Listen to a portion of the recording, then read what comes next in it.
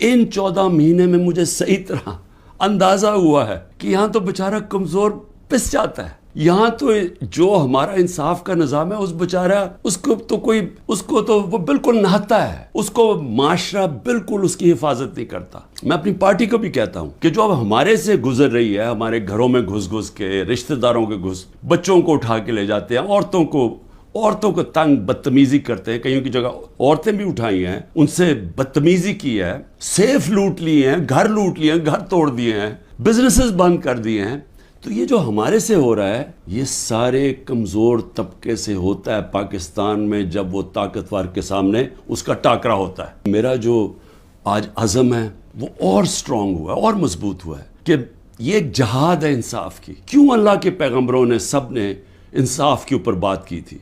کیونکہ یہ انسانوں کو آزاد کرتا ہے. ہمارے لوگ غلام ہیں.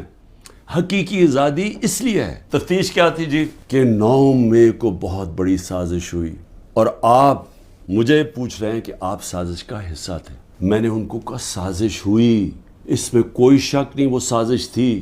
لیکن سازش سے فائدہ کس کو ہوا اور نقصان کس کو ہوا؟ اگر سازش سے ہمیں فائدہ ہوتا تو تب ہی آپ کہتے نا کہ ہم نے سازش کی ہے. یہ سارے جو آج اوپر بیٹھے ہوئے ہیں ان کو فائدہ ہوا ہے, اور ان کو فائدہ کس نے کروایا؟ ملک کی اسٹیبلشمنٹ نے. اور انہوں نے کامیابی سے اسٹیبلشمنٹ کو استعمال کیا, اور انہوں نے اس اسٹیبلشمنٹ کو ان کے ساتھ مل کے سازش کی. یہ سازش کبھی نہ ہوتی جب یہ دونوں مل کے نہ کرتے. اور بہت بڑی سازش ہمارے سے نہیں ہوئی, پاکستان سے ہوئی ہے. پہلے سے تیاری تھی کہ جو بھی رد عمل آئے گا, وہ پہلے سے تیار بیٹھے تھے کہ انہوں نے یہ بلڈنگ چلانی ہے. اور میں انشاءاللہ جس دن انڈیپینڈنٹ انویسٹیگیشن ہوئی میں ثابت کروں گا. عسکری ٹاورز کا ایک گواہ ہے, اور کوئی پتہ نہیں وہ ویگو ڈالا وہاں پہنچ جائے اور اس کو اٹھا کے لے جائے. اس کی پوری ریکارڈنگ ہے کہ وہاں کیا ہوا تھا. وہ کوئی تحریک انصاف نہیں تھی جب عسکری ٹاور چلایا گیا. اور کیا آج آئی جی پنجاب جو دندناتا پھر رہا ہے, کیا اس سے کسی نے نہیں پوچھ رہا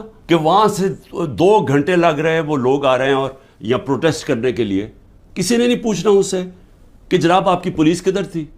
ساری جگہ تو ٹیئر گیسنگ کر رہے تھے, ساری جگہ تو کھڑی تھی, ادھر کیوں نہیں گئی؟ اور کدھر گیا وہ CCTV کیمرہ؟ کیوں نہیں اس کی فوٹیج آئی سب کے سامنے؟ کیوں نہیں انڈیپینڈنٹ انکوائری ہوئی؟ کور کمانڈر گھر کی سازش تھی, اور انشاءاللہ یہ سازش آئے گی سامنے.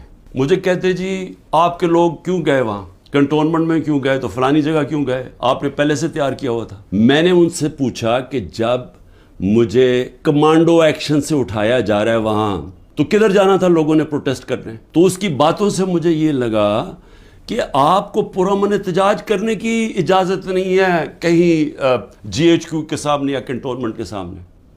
مجھے بتائیں آئین میں کدھر لکھا ہوا ہے؟ کہیں آئین میں لکھا ہوا ہے تو میں مانوں کہ میں نے قانون توڑا ہے. آئین میں لکھا ہوا ہے کہ آپ کا حق ہے, ہر پاکستانی کا حق ہے کہ جب ناانصافی ہو, سمجھے, ناانصافی کے خلاف آپ پروٹیسٹ کر سکتے ہیں پرامن طور پہ. اس کا مطلب کہ آپ نے کہا ہے کہ اگر وہ قانون توڑیں بھی تو وہ قانون سے اوپر ہیں. یہ مطلب ہو گیا نا اس کا. میرے اوپر ایک کیس کیا ہے کہ میں نے ملک سے غداری کی. ملک سے کیا غداری کی کہ جنرل فیصل نصیر کو میں نے کہہ دیا ڈرٹی ہیری, اور میں نے اس کو کہا کہ یہ ذمہ دار ہے میرے قتل کا کرنے کی کوشش پہ. اس کو کہا جی آپ نے ملک سے غداری کر دی. اس کو ملک سے غداری کہہ رہے ہیں. اس کا مطلب یہ کہ یا تو وہ جنرل فیصل نصیر قانون سے اوپر ہے, یا آپ نے اس کو لائسنس دیا ہوا ہے کہ وہ کسی کو قتل کر دے. مجھے سے وہ پہلی JIT میں پوچھتے جی خان صاحب آپ کے پاس پروف کون سے تھے کہ یہ فیصل نصیر نے کروایا؟ میں نے کہا آپ نے جو کوئٹہ میں 4 گھنٹے جو وہ قتل ہوا ہے وکیل, اس کے اوپر تفتیش کی تھی؟ کوئی ثبوت ملے تھے جب میرے اوپر 302 کا قتل کا پرچہ ڈال دیا؟ کیا جب ضلع شاہ جب مرا تھا تو 3 دن میرے اوپر 302 جب قتل کا پرچہ لگایا تھا, آپ نے تفتیش کی تھی؟ تو جب FIR کا مطلب ہوتا ہے فرسٹ انویسٹیگیٹنگ رپورٹ, تو جب وہ تفتیش ہوگی تو پتہ چلے گا نا. بیان لیے جا رہے ہیں جو جیلوں کے اندر لوگ ہیں, جو خاص طور پہ جن کو انہوں نے سمجھا جی جیو فینسنگ میں آ گئے, ان سے بیان کیا لیا جا رہا ہے؟ میرے سینئر لیڈرشپ جو جیلوں میں ہے کہ جی 164 کا بیان دیں کہ عمران خان نے ہمیں حکم دیا تھا کہ وہاں جا کے گھر جلاؤ, یہ عمران خان کا حکم ہے. یہ ان سے بیان لے رہے ہیں. پہلے تو قانون کے اندر یہ سمجھ جائیں کہ جو وعدہ معاف گواہ ہوتا ہے اس کو گرگٹ کہتے ہیں قانون میں. گرگٹ کا مطلب کہ وہ رنگ بدلتا ہے, وہ جدھر ہوتا ہے جس کے ساتھ ہوتا ہے اسی طرح کا بن جاتا ہے. اس کی کوئی اہمیت نہیں ہوتی. 2 مہینے سے کوشش کر رہے ہیں.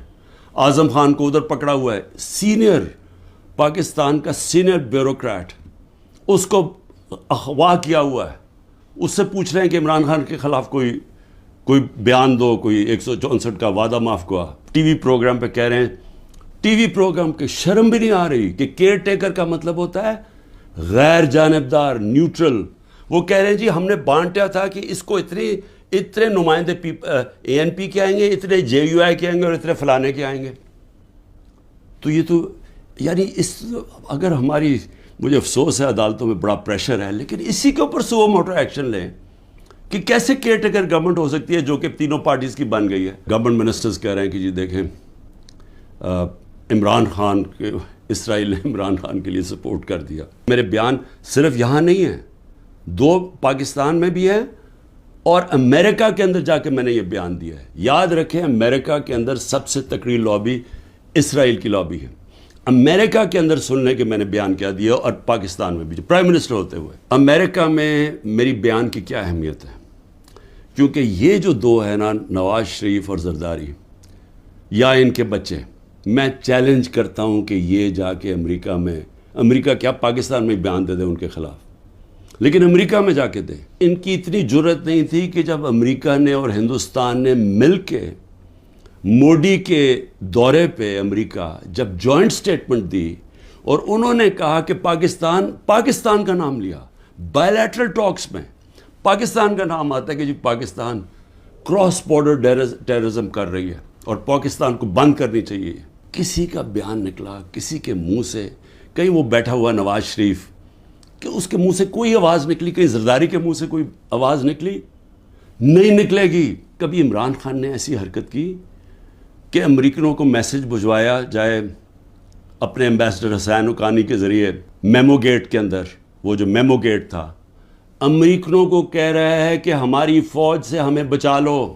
اس کو آج پرائم پوزیشن میں بیٹھا ملک کے فیصلے کر رہا ہے. اور دوسرا جس کو اتنا پیار تھا مودی کے ساتھ کہ اس کو گھر پہ شادی پہ بلا لیا, جبکہ وہ پاکستان کے آرمی چیف کو دہشت گرد کہہ رہا تھا موڈی. وہ کہتا پرائم منسٹر ٹھیک ہے لیکن وہ تو پتلا ہے, دہشت گرد پاکستانی فوج کو کہہ رہا تھا.